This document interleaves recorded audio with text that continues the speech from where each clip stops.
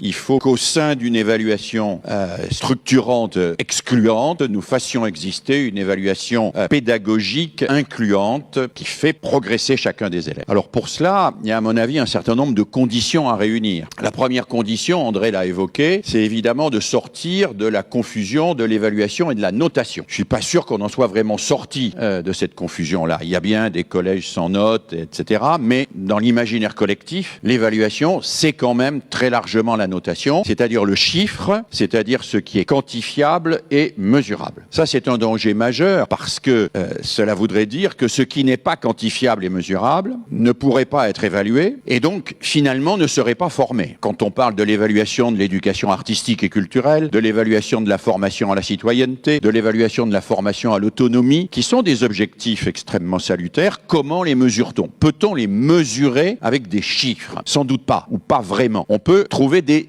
indicateurs d'évaluation. Des indicateurs d'évaluation. Et c'est là qu'il me paraît intéressant que ces indicateurs d'évaluation, ils soient élaborés, construits, réappropriés par les enseignants eux-mêmes. Il faut que les enseignants puissent travailler et se dire, je considère que le nombre d'exposés qu'un élève fait chaque année dans la classe, c'est un indicateur d'évaluation de la prise de parole, de l'accès à l'autonomie, de la démarche documentaire. Et il faudrait qu'au sein d'un lycée, au sein d'un collège, au sein d'une école, on puisse se donner des indicateurs comme ça. Si à la fin de l'année, tous les élèves n'ont pas fait 4 exposés devant leurs camarades, eh bien, effectivement, nous considérons que sur ce domaine-là, nous n'avons pas fait le job. On peut se donner cet indicateur d'évaluation, on peut se donner d'autres indicateurs d'évaluation.